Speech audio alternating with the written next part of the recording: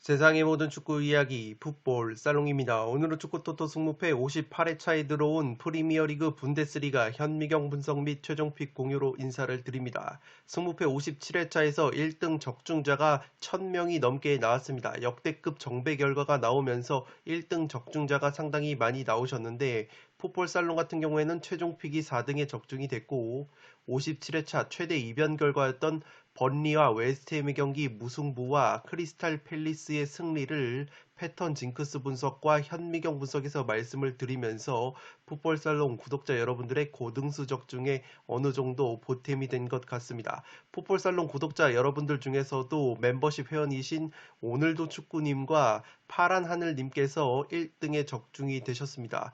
물론 앞서 말씀을 드린 것처럼 1등 적중자가 상당히 많이 나와서 적중 금액은 상당히 낮았지만 그럼에도 불구하고 승무패 14경기를 모두 적중을 시켰다는 것은 상당히 의미가 있기 때문에 1등을 다시 한번 축하의 말씀을 드리도록 하겠습니다. 이로써 풋볼살롱 구독자 여러분들 중에서 2021년에만 1등 적중자가 7명이 나오셨습니다. 개인적으로 생각을 했을 때 올 한 해에 가장 많은 1등 구독자를 배출을 하지 않았을까라는 생각이 있는데 어쨌든 풋볼살롱은 2021년이 끝날 때까지 유종의 미를 거두기 위해서 이번 승무패 58회차 역시 양질의 자료와 분석을 준비를 해왔기 때문에 시청하시기에 앞서 좋아요와 구독 버튼을 눌러주시면 풋볼살롱 채널에 크나큰 힘이 됩니다. 풋볼살롱은 이렇게 축구 토토 승무패뿐만 아니라 축구 프로토에서도 매 회차마다 구매픽을 멤버십 회원분들에게 공유를 드리고 있습니다. 이렇게 고배당 로또픽을 조합을 해서 구매를 한 뒤에 공유를 드리고 있고 정배 주력픽까지 따로 구매를 해서 공유를 드리고 있기 때문에 프로토에서도 다양한 혜택을 받아보실 수 있습니다. 풋볼살롱의 멤버십 후원 가격은 풋볼살롱이 상당히 저렴하게 책정을 해놨습니다. 하루에 166원, 200원이 채 안되는 비용으로 축구 승무패뿐만 아니라 프로토에서도 다양한 혜택을 제공을 해드리고 있습니다. 승무패 58회차 현미경 분석 2부 첫 번째 경기는 브라이튼과 울버햄튼의 경기입니다. 저는 단통 무승부로 가보도록 하겠습니다. 현미경 분석 1부와 마찬가지로 살롱 코멘트 위주로 빠르게 넘어가도록 하겠습니다. 현재 시간이 새벽 4시를 가리키고 있기 때문에 최대한 빠르게 핵심 정보만 말씀을 드리도록 하겠습니다. 화면을 멈추셔서 구독자 여러분들께서 직접 부상 및 결장자 정보를 확인을 해 주시기 바랍니다.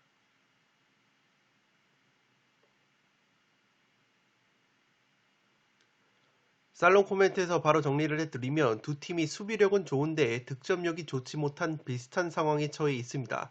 비슷한 수준의 득점력과 수비력을 보여주고 있기 때문에 상당히 팽팽한 매치가 예상이 됩니다. 브라이튼 쪽의 전력 누수가 상당히 심하고 수비 쪽에 결혼이 많은데 반대로 울버햄튼은 핵심 공격수 히메네즈 선수의 퇴장 징계로 가뜩이나 약한 공격력이 더 저하될 우려가 있습니다.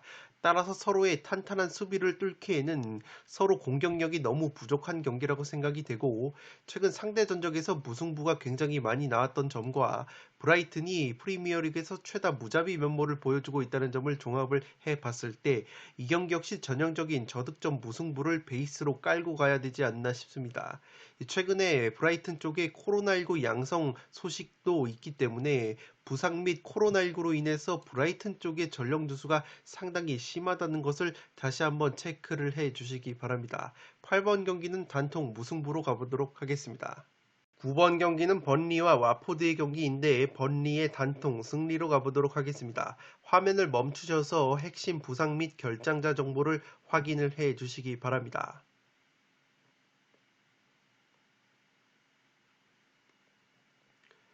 살롱 코멘트에서 정리를 해드리면 이 경기는 번리의 핵심 공격수인 코르네 선수의 복귀 여부가 관건이 될 것으로 생각이 됩니다. 현재 제가 현지 언론 보도를 찾아보니까 코르네 선수의 출전 가능성이 반반 정도로 보여지고 있습니다. 박싱데이를 앞둔 일정 속에서 번리의 션다이시 감독의 인터뷰에 따르면 코르네 선수가 너무 빠르게 복귀를 할 경우에는 이 재발이 될 가능성이 있기 때문에 리스크를 크게 감내하지 않을 것이라는 뉘앙스를 풍겼기 때문에 이번 경기의 출전 여부는 반반 정도라고 보시면 되겠습니다. 와포드 역시 핵심 공격 자원인 사르 선수가 부상으로 빠져 있기 때문에 공격 쪽의 누수가 심한 상황이고, 직전 브렌트포드전에서 와포드가 패배를 당했을 때 브렌트포드의 압도적인 제공권과 세트피스 공격에 굉장히 애를 먹었는데, 번리는 브렌트포드보다도 제공권이 더 뛰어난 팀이고 세트피스 능력 역시 브렌트포드 못지않게 강력한 팀이라는 점에서 번리 특유의 뚝배기, 제공권, 세트피스 한 방이 살아날 가능성이 높아 보입니다. 다만 번리 역시 최근에 무득점 행진이 길어지고 있고, 코르네 선수가 또다시 결장을 한다면 와포드의 골문을 열기에 버거울 수 있는 경기라고 생각이 됩니다. 번리가 최근 빈공과 더불어서 무자비 면모가 있기 때문에 코르네 선수의 결장 가능성까지 고려를 하면 여유가 있다면 무승부 정도도 충분히 가져갈 수 있는 경기라고 생각은 했는데, 와포드 같은 경우에는 번리와 다르게 무승부가 또 별로 없는 팀이라서 투포를 잡기에는 상당히 애매한 매치라고 생각이 됩니다. 승무나 승패 굉장히 애매하기 때문에 차라리 한쪽을 믿으라면 번리 쪽이 그래도 가능성이 높다고 판단을 해서 9번 경기는 번리의 단통 승리로 가보도록 하겠습니다. 10번 경기는 크리스탈 팰리스와 사우스햄튼의 경기인데 크리스탈 팰리스의 단통 승리로 가보도록 하겠습니다. 화면을 멈추셔서 핵심 결장자 및 부상 정보를 확인을 해 주시기 바랍니다.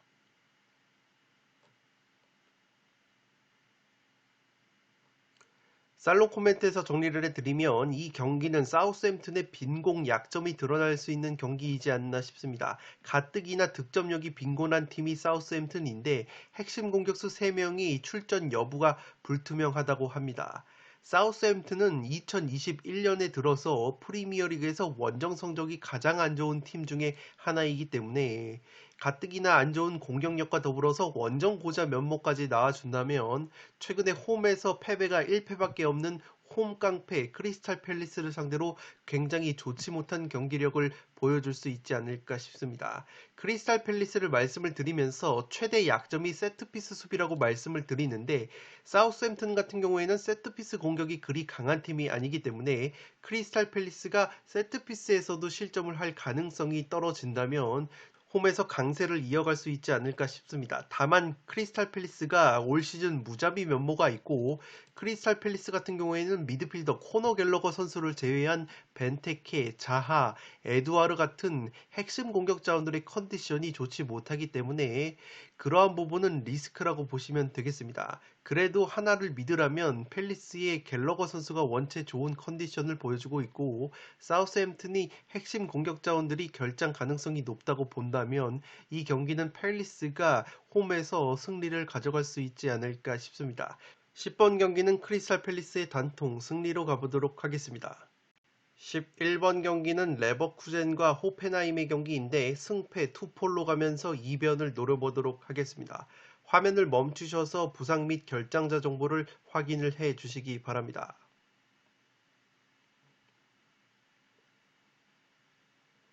살롱 코멘트에서 정리를 해드리면 두 팀 색깔이 조금 갈리는 부분이 있습니다. 호펜하임은 분데스리가에서 크로스 횟수가 2위로 측면에서의 크로스를 즐겨 하는데, 레버쿠젠 같은 경우에는 크로스가 18개 팀들 중에서 가장 적은 횟수를 보여주고 있기 때문에 측면에서의 적극성은 호펜하임이 더 위라고 보시면 되겠습니다.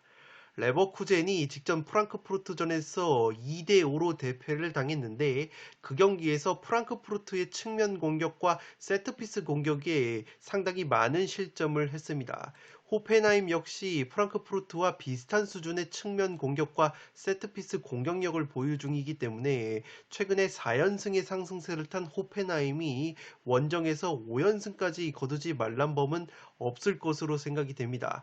레버쿠젠이 최근 상승세를 탄 호펜하임에게 충분히 덜미가 잡힐 만한 경기라고 생각이 되어지고, 양팀 모두 각각 레버쿠젠 같은 경우에는 홈에서 호펜하임은 원정에서 실점이 늘어나고 올 시즌 양팀 모두 무승부가 별로 없는 성향까지 고려를 하면 난타전 구도 속에서 승패가 갈리는 흐름이 나올 만한 매치라고 생각이 됩니다. 한 가지 불안한 것은 레버쿠젠이 올 시즌 패턴적으로 3연패가 없었다는 점을 고려를 한다면 무승부로 부러질 가능성도 조금은 있지 않나 싶습니다. 결론적으로 레버쿠젠 단통 승리로 가면은 뒤통수를 세게 맞을 수 있는 경기라고 생각이 되기 때문에 여유가 있으신 분들은 저처럼 투포를 써서 이변을 노려볼 만한 매치라고 생각이 됩니다. 11번 경기는 승패로 갈라보도록 하겠습니다. 12번 경기는 우니온 베를린과 프라이부르크의 경기인데 단통 무승부로 가보도록 하겠습니다. 화면을 멈추셔서 핵심 부상 및 결장자 정보를 확인을 해 주시기 바랍니다.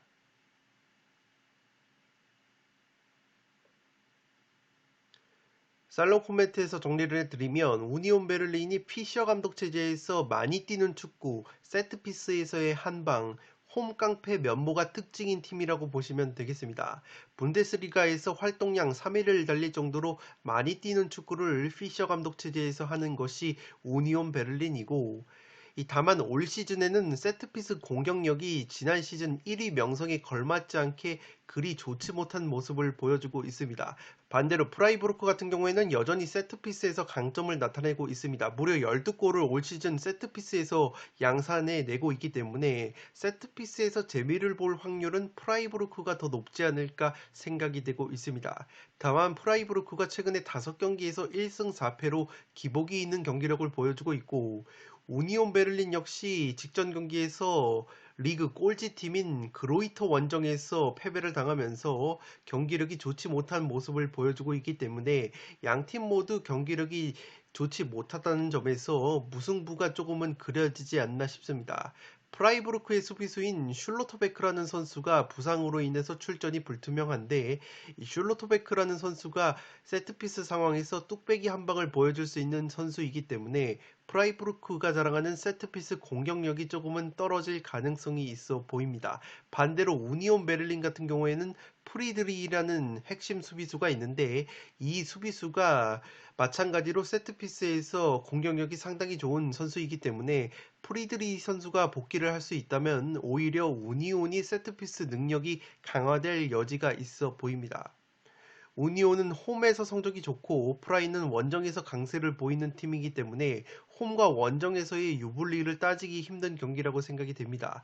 무승부를 베이스로 수비력과 세트피스에 최근 더 강점이 있는 프라이부르크 쪽으로 근소하게 기우는 매치라고 생각이 되지만 앞서 말씀을 드린 것처럼 최근에 양팀 모두 기복이 있는 경기력을 보여주고 있다는 점에서 하나 찍으려면 무승부가 고미가 당기는 매치이지 않나 싶습니다. 따라서 12번 경기는 단통 무승부로 가보도록 하겠습니다. 13번 경기는 아우쿠스부르크와 라이프치히 경기인데 아우쿠스부르크의 단통 패배를 추천드리도록 하겠습니다. 독식픽으로는 무승부까지 받쳐보실 것을 추천드리도록 하겠습니다. 화면을 멈추셔서 핵심 부상 및 결장자 정보를 확인을 해 주시기 바랍니다.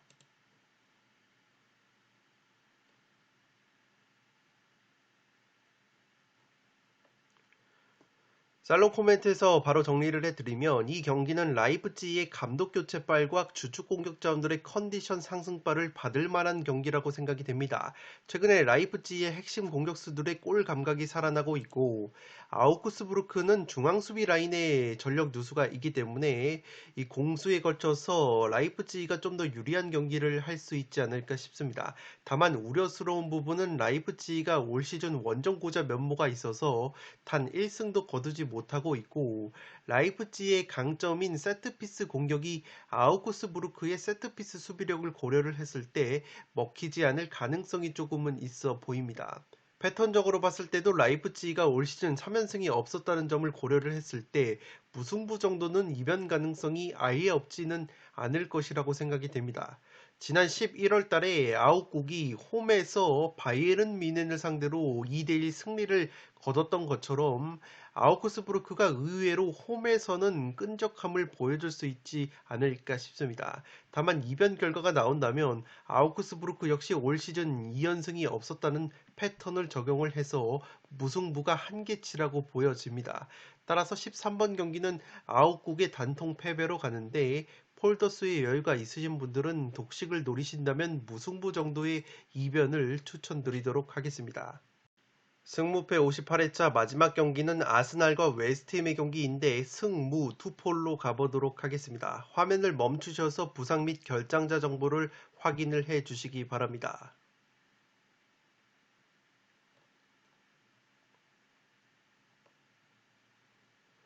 살롱 코멘트에서 바로 정리를 해드리면 이 경기는 웨스트햄의 수비 전력 누수가 상당히 클 것으로 생각이 됩니다.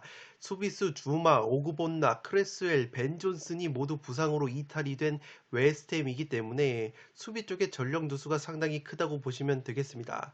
아스날이 웨스트햄의 천적 면모가 있는 것도 아스날이 홈에서 유리한 경기를 할 것으로 생각이 됩니다. 아스날 같은 경우에는 올 시즌 홈에서 6승 1무 1패 극강의 모습을 보여주고 있기 때문에 최근에 상승세를 이어갈 수 있는 여지가 충분하다고 보여지고, 다만 웨스트햄이 올 시즌 강팀 판독기 느낌이 나고 있습니다.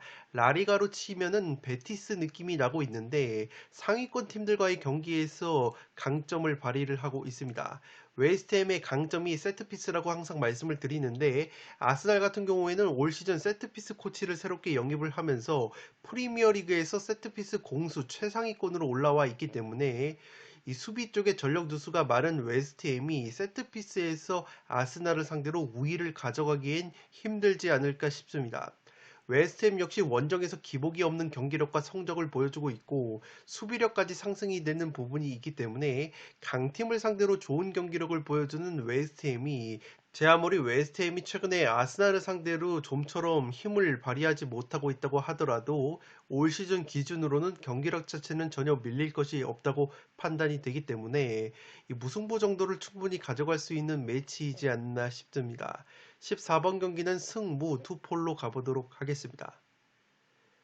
네, 이것으로 승무패 58회차 현미경 분석 1부와 2부 모두 마치도록 하겠습니다. 서두에서 말씀을 드린 것처럼 자료 취합 시간이 굉장히 짧았고 현재 새벽 4시가 넘어가는 시각이기 때문에 최대한 빠르게 살롱 코멘트 위주로 진행을 한 부분은 살롱 구독자 여러분들이 양해를 해 주시기 바랍니다.